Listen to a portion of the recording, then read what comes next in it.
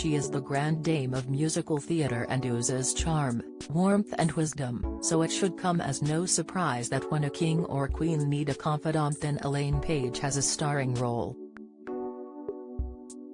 From an intimate chat with Queen Elizabeth II about love and loss, teaming up as trolley dollies with Queen Camilla, to sharing off-color jokes with King Charles III, the singing legend has had a unique insight into the monarchy.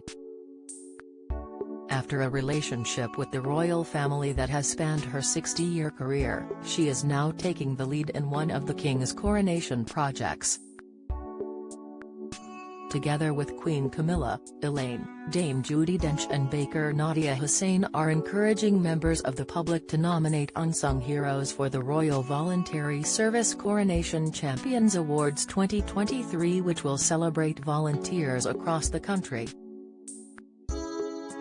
Elaine, 75, shared memories of her many fascinating royal encounters.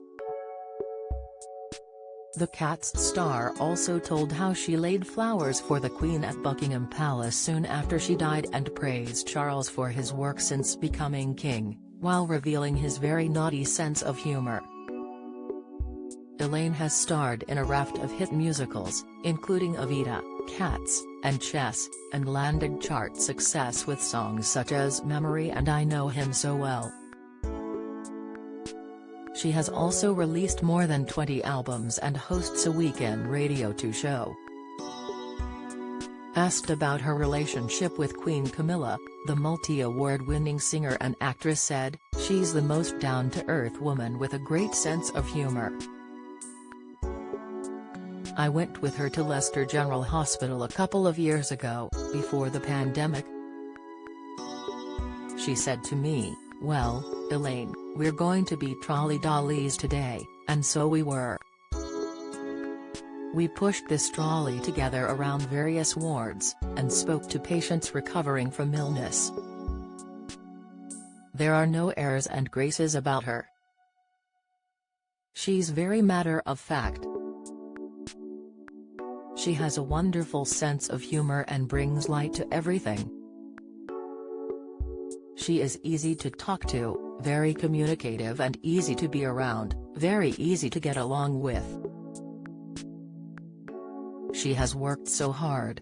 That particular day, she told me that she and the now King and William and Kate had all traveled up to Leicester on the train, and they were going off to do various openings and visiting factories. She'd been to a handbag factory, and there were 2 or 3 other things as well as meeting me at the hospital. When she left she still had another one to do, before getting the train back to London. And you think, crikey, all I did that day was go to the hospital and meet her to go around the ward." She continued, "I'm involved with the Coronation Champions Awards, which are a great idea. There are so many wonderful people out there who volunteer in their community, and they are really truly special. I call them the angels. The angels of life. I don't know what we would do without them. They are the glue that holds communities together." In 2002, the late Queen lost her sister Princess Margaret, followed by the Queen Mother 6 weeks later. Elaine, who was appointed OBE in 1985, had written her a letter of condolence and saw her not long after. "She was just absolutely unique. I had the great good fortune to meet her on several occasions. She was revered across the world, not for her longevity but because we all knew that she was balanced and fair-minded, and wise. She must have been through I don't know how many prime ministers and been queen for so many years. We all held her up, quite rightly, as a role model, and she certainly was. I was presented to her at the Royal Academy of Art at one of their summer exhibitions. The equerry came up to me and said they'd like to present me to her. I thought, oh, my gosh, I've had a couple of glasses of champagne. Anyway, I met her, and it was not long after she'd lost her sister as well as her mother, and I had written a condolence letter to her. I said in the letter, no matter how old your mother is, the loss of one's mother is always a bit of a wrench and would take some getting over. I knew exactly how she must be feeling because I had not long lost my mother. It was a moment in my life. It changes your life completely because you have to grow up. And so I was presented to her and she thanked me so much for the letter. We talked about the fact that no matter how long you've had your mother, how awful it is to lose them.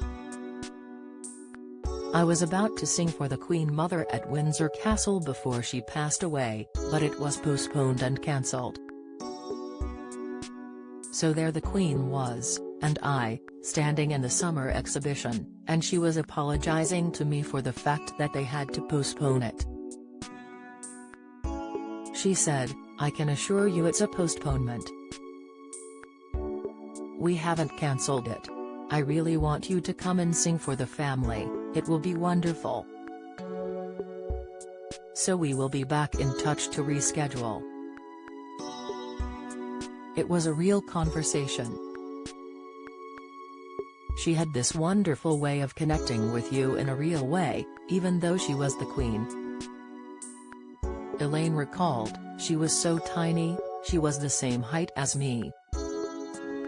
For most of my life I've had to look up, but she was only about 5 foot. So that was something I remember, looking somebody straight in the eye for once. She said the Queen's death did rather affect me and she laid flowers in tribute close to Buckingham Palace. I walked around the palace.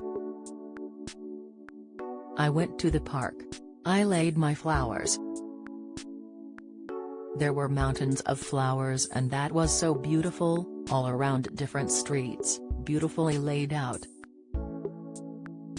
It was very moving to see how it affected everybody in the country. It brought us all together on a very sad occasion, of course.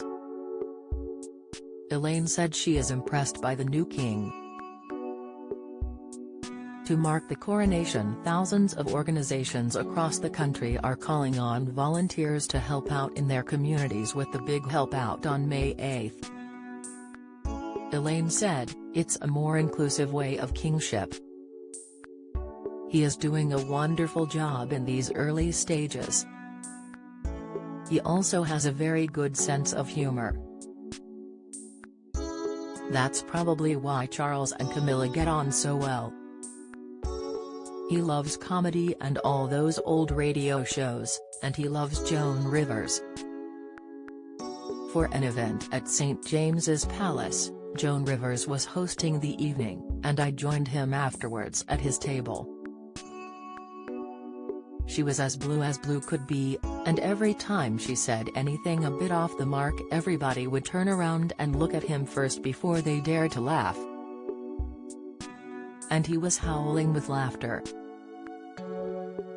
Speaking about her latest personal projects, Elaine said, I'm writing my autobiography, so I'm not thinking about performing so much. I'm reflecting on some of those performances and my life as a whole.